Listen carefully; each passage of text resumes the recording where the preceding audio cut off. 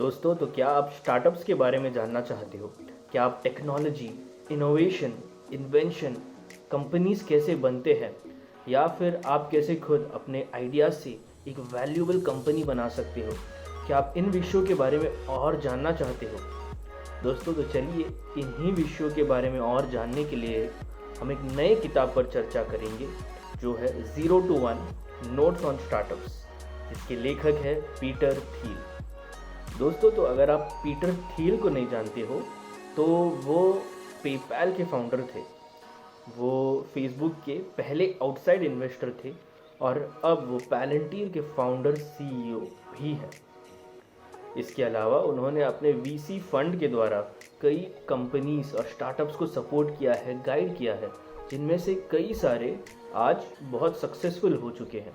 तो उन्हीं के द्वारा रचित है ये किताब 0 to 1। और इस किताब में इन्होंने टेक्नोलॉजी, इनोवेशन, कंपनीज और ह्यूमैनिटी के बारे में काफ़ी सारी इंटरेस्टिंग आइडियाज़ शेयर किया है। दोस्तों, तो पीटर थील अपना एक ऑब्जर्वेशन शेयर करते हुए लिखते हैं कि every moment in business happens only once. The next Bill Gates will not build an operating system. The next Larry Page or Sergey Brin won't make a search engine. And the next Mark Zuckerberg won't create a social network. If you are copying these guys, you aren't learning from them. Of course, it's easier to copy a model than to make something new. Doing what we already know how to do takes the world from one to n, adding more of something familiar.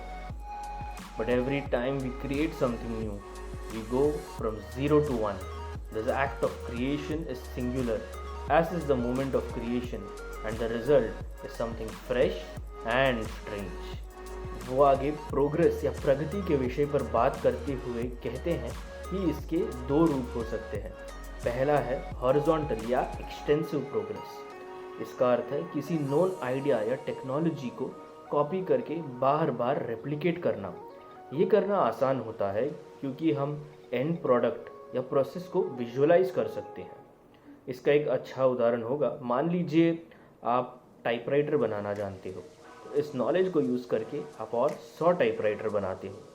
इसका और एक practical उदाहरण होगा globalisation और China का manufacturing model, जहाँ दुनिया के नोन टेक्नोलॉजीज़ को मैन्युफैक्चर करके बार बार रेप्लिकेट करके प्रोग्रेस हो रहा है। दूसरा टाइप ऑफ प्रोग्रेस होता है वर्टिकल या इंटेंसिव प्रोग्रेस। ये होता है कुछ नया क्रिएट करना, कुछ नया इन्वेंट करना, और ये करना मुश्किल होता है क्योंकि हम एंड प्रोडक्ट को उतने आसानी से विजुअलाइज नहीं कर सकते। और जब भी हम ऐसा कुछ नया करने जाते हैं तो कई सारे ऑब्स्टिकल्स और चैलेंजेस का भी सामना हमें करना पड़ता है। इसका एक अच्छा उदाहरण है सिलिकॉन वैली और कैलिफोर्निया, जहाँ हर साल कई सारे कंपनीज, कई इनोवेशंस, कई प्रोडक्ट्स और कई इन्वेंशंस लाते रहते हैं।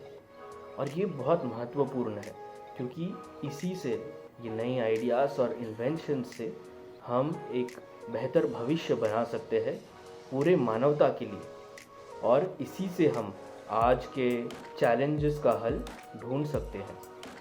इसी विषय पर पीटर थील आगे कहते हैं, Today our challenge is to both imagine and create the new technologies that can make the 21st century more peaceful and prosperous than the 20th. दोस्तों, तो ये वर्टिकल प्रोग्रेस या इन्वेंशंस, इनोवेशंस कैसे हो सकते हैं, और अगर हम चाहते हैं कि हम भी ये प्रोग्रेस में कंट्रीब्यूट करें तो हमें क्या सीखना होगा। इसी का उत्तर देते हुए पीटर थील आगे लिखते हैं, Whenever I interview someone for a job, I like to ask this question: what important truth do very few people agree with you on? This question sounds easy because it's straightforward. Actually, it's very hard to answer. It's intellectually difficult because the knowledge that everyone is taught in school is by definition agreed upon, and it's psychologically difficult because anyone trying to answer must say something they know to be unpopular. Brilliant thinking is rare, but courage is an even shorter supply than genius. तो जी हाँ दोस्तों, करेज यानी हिम्मत और independent thinking, ये qualities बहुत आवश्यक है अगर हम चाहते हैं कि हम भी कुछ पॉजिटिव कॉन्ट्रीब्यूशंस या इनोवेशंस ला सके मानवता के हित के लिए। इसी के बेसिस में पास्ट में हज़ारों इन्वेंशंस और इनोवेशंस हुए हैं और आगे भी इसी के बेसिस में हज़ारों इन्वेंशंस, टेक्नोलॉजी का इन्वेंशन और क्रिएशंस होते रहेंगे।